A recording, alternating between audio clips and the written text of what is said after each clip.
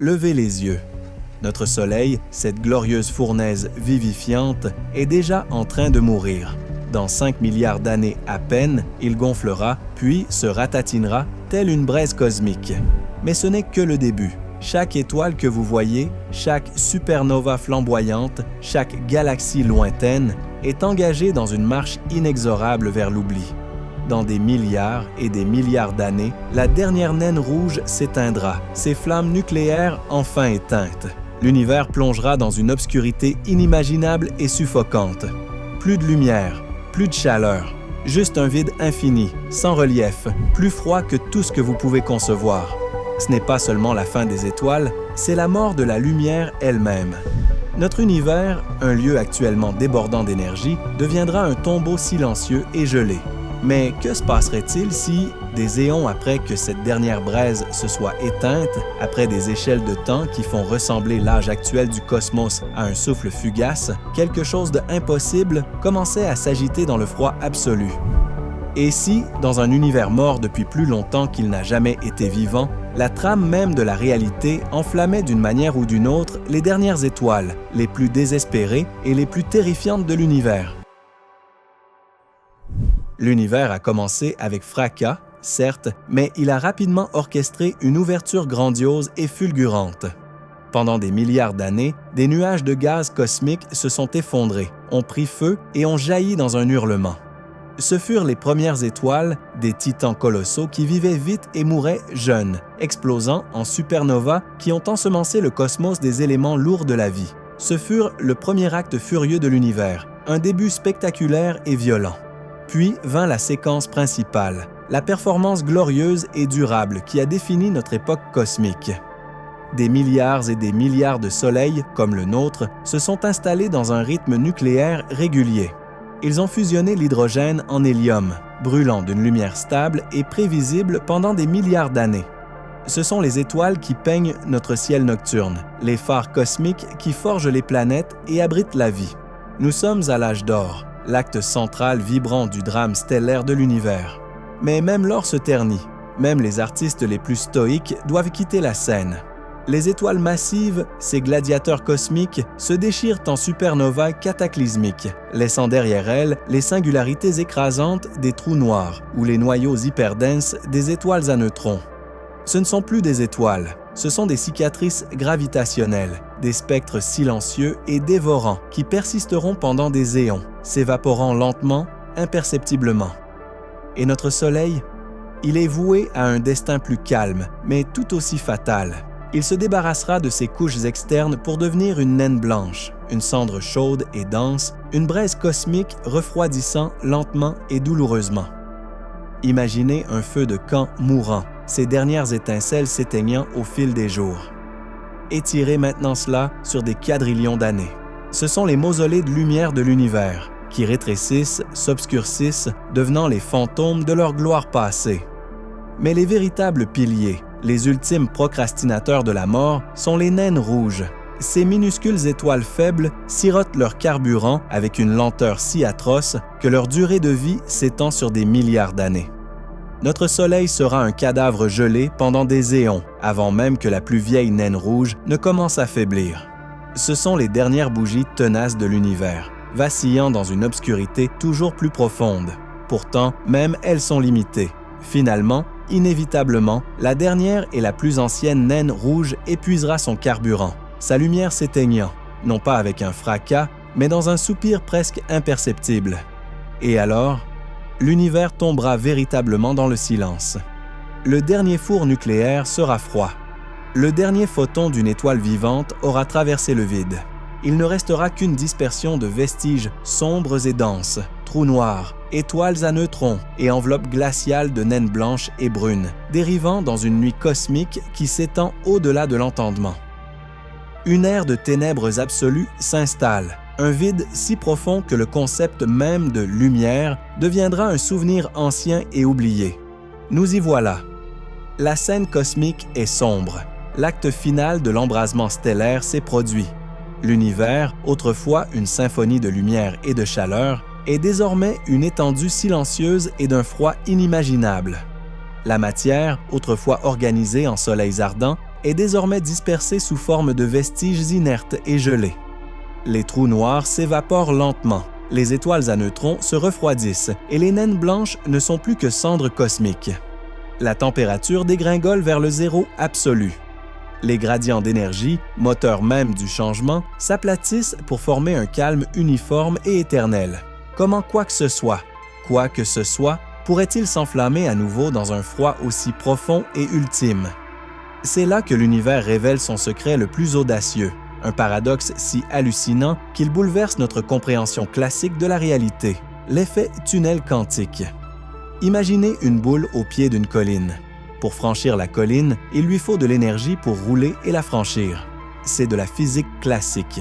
Mais dans le monde quantique, la balle peut simplement apparaître de l'autre côté de la colline, sans avoir l'énergie nécessaire pour la franchir. C'est comme traverser un mur solide ou gagner à la loterie 1000 milliards de fois d'affilée chaque seconde pendant une éternité. C'est un événement d'une rareté presque impossible, un fantôme statistique, mais avec le temps, et comme l'univers futur en a le temps, l'impossible devient inévitable.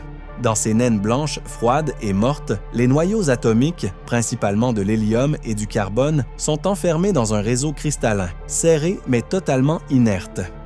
Il n'y a ni chaleur, ni pression, rien pour vaincre la répulsion électrostatique qui les sépare normalement. Aucune fusion conventionnelle ne peut se produire. Mais l'univers a une patience presque infinie et la mécanique quantique possède une loterie statistique infinie. Sur des échelles de temps défiant l'entendement humain, on parle de 10 puissance équile 500 ans, un nombre si vaste qu'il fait paraître l'âge de l'univers comme une nanoseconde, les noyaux de ces étoiles mortes vont, contre toute attente, creuser un tunnel quantique à travers leurs barrières répulsives. Imaginez, 2 noyaux atomiques, solides et figés, immobiles, et pourtant, par un murmure cosmique de probabilité quantique, ils apparaissent suffisamment près pour que la force nucléaire forte les lie. Il ne s'agit pas du brasier rageur de la fusion stellaire, il s'agit de fusion froide, un processus d'une lenteur angoissante, presque imperceptible. C'est comme regarder de la peinture séchée, mais cette peinture est composée d'atomes, et son séchage prend plus de temps que l'univers n'en connaîtra jamais. Ce n'est pas une théorie de science-fiction, c'est une prédiction effrayante de la mécanique quantique appliquée à un futur lointain. Il révèle un univers si patient, si vaste dans son étendue temporelle, que même les événements les plus improbables deviennent des certitudes. Ce murmure quantique, ce processus fantôme, commencera à convertir les éléments légers de ces étoiles mortes, vestiges épars de soleil autrefois ardents, en éléments plus lourds. C'est une lente et angoissante alchimie du vide profond. Et le produit ultime de cette impossible et froide alchimie? Le fer 56. Pourquoi le fer? Parce que le fer 56 a la plus faible masse par nucléon de tous les noyaux atomiques. C'est le point final ultime de la fusion et de la fission. La fusion d'éléments légers en fer libère de l'énergie. La division d'éléments plus lourds en fer libère également de l'énergie. Le fer est l'impasse cosmique, la configuration atomique la plus stable. Ainsi, au cours de ces éons insondables, ces naines blanches mourantes transformeront lentement, infinitésimalement, leur essence même en fer pur et solide. Ce processus est si incroyablement lent que l'énergie libérée est minuscule, presque indétectable, mais c'est suffisant. Juste assez pour réchauffer légèrement ces enveloppes cosmiques au-dessus du zéro absolu. Juste assez pour créer une lueur faible, presque imperceptible, dans l'obscurité éternelle. C'est la tentative la plus obstinée et la plus désespérée de l'univers pour maintenir vivante une lueur d'espoir. Cela témoigne du fait que même face à la mort ultime, la réalité trouve toujours le moyen de nous surprendre. Si vous trouvez ce voyage cosmique dans un futur lointain aussi hallucinant que moi et que vous souhaitez continuer à explorer les secrets les plus bouleversants de l'univers, n'hésitez pas à cliquer sur « J'aime » et à vous abonner. Vous ne voudrez pas manquer la suite. Imaginez maintenant ces vestiges cosmiques totalement transformés. Ce ne sont plus les brasiers majestueux et flamboyants de notre époque, ni même les braises refroidissantes des naines blanches. Après une période cosmique incompréhensible, ces objets ne sont plus de simples étoiles mortes. Elles sont devenues quelque chose de fondamentalement étranger, quelque chose qui défie notre conception même de ce qu'est une étoile. Nous les appelons étoiles de fer. Desmond, imaginez une sphère, peut-être de la taille de la Terre. mais si incroyablement dense qu'une seule cuillère à café de sa matière pèserait plus que l'Everest. Ce n'est pas seulement lourd, c'est un cauchemar quantique de noyaux de fer compactés. Les atomes sont écrasés les uns contre les autres, leurs électrons arrachés, formant un gaz dégénéré. Mais les noyaux eux-mêmes sont enfermés dans un réseau cristallin rigide de fer 56 pur. C'est le cœur d'une étoile de fer. Mais voici le point crucial et le plus hallucinant, ces étoiles ne brûlent pas au sens traditionnel du terme. Il n'y a pas de feu de fusion violent, comme dans notre Soleil. L'énergie qu'elles émettent ne provient pas de réactions nucléaires explosives. Elle provient de ce processus atrocement lent et improbable de fusion froide, alimenté par l'effet tunnel quantique.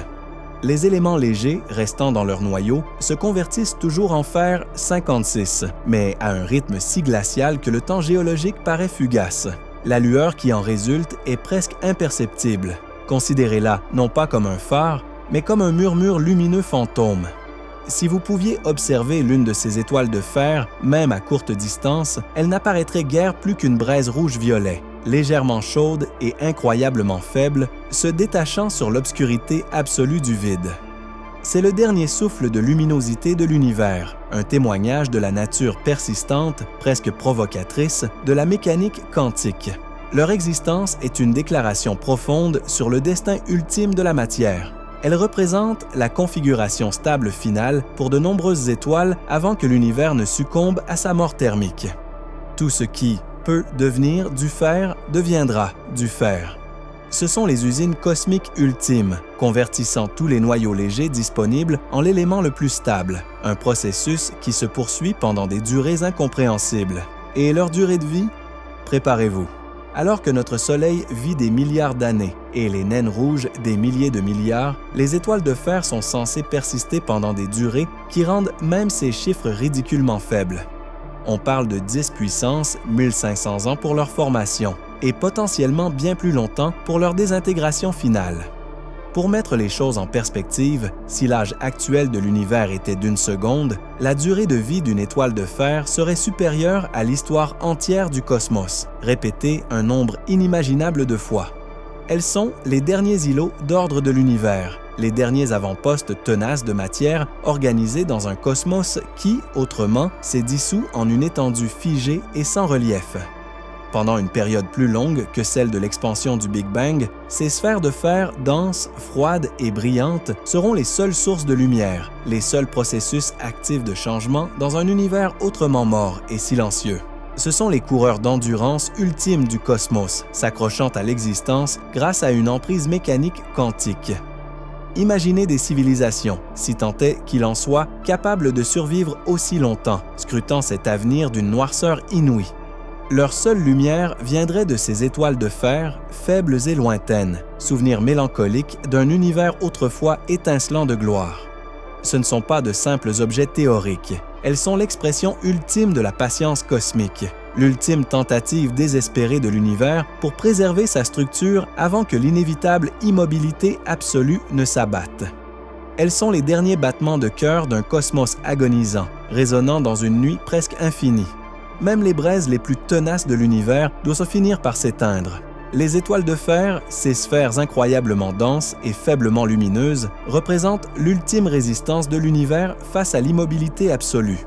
Mais leur règne, aussi inimaginablement long soit-il, n'est pas éternel. La marche inexorable et patiente de l'entropie, combinée aux lois étranges de la mécanique quantique, finira par s'emparer de ces derniers avant-postes de lumière. Le processus même qui les a forgés, l'effet tunnel quantique, causera également leur perte. À des échelles de temps qui font paraître leur formation si brève, les noyaux de fer eux-mêmes commenceront à creuser un tunnel quantique. Mais cette fois, ce n'est pas pour fusionner. C'est pour quelque chose de bien plus profond, la fission. Oui, l'élément le plus stable, le fer 56, se désintégrera spontanément, contre toute attente, en éléments plus légers, voire, à terme, fusionnera en éléments plus lourds, dépassant le pic de fer. Ce processus, alimenté par la même improbabilité statistique qui les a créés, est d'une lenteur atroce, libérant encore moins d'énergie que leur formation. C'est l'univers qui, lentement, presque involontairement, défait ses propres créations finales. Mais le véritable destin ultime de ces étoiles de fer est encore plus effrayant. Avec suffisamment de temps, Et lorsque nous parlons de « suffisamment de temps » dans ce contexte, nous parlons de nombres si vastes qu'ils transcendent toute notion humaine de durée. Des nombres comme 10 puissance 10-26 ans ou même 10 puissance 10-76 ans. Même la matière la plus stable succombera à l'attraction implacable de la gravité ou à la mystérieuse désintégration de particules fondamentales. Une fin potentielle pour une étoile de fer est un processus appelé effet tunnel quantique vers un trou noir. Imaginez une étoile faite de fer solide, incroyablement dense, mais maintenue ensemble par la pression de dégénérescence quantique. Sur ces échelles de temps insondables, l'étoile entière, en tant qu'entité quantique unique, pourrait spontanément creuser un tunnel vers un trou noir. Pas un effondrement violent, pas une supernova, mais une disparition silencieuse, presque instantanée. Un instant, une faible lueur rougeâtre, l'instant d'après, rien d'autre qu'une ondulation dans l'espace-temps, un trou noir nouvellement formé entamant lentement son propre voyage, encore plus long, vers l'évaporation du rayonnement de Hawking. Ce sont les actes d'autoconsommation ultimes et les plus profonds de l'univers. Par ailleurs, si les protons ne sont pas absolument stables, et de nombreuses théories le prédisent, les étoiles de fer seraient confrontées à une disparition encore plus fondamentale. Si un proton peut, sur des éons véritablement cosmiques, peut-être 10-34 ans ou bien plus longtemps, se désintégrer spontanément en particules plus légères comme les positons et les photons, alors les éléments constitutifs de la matière se désintégreraient.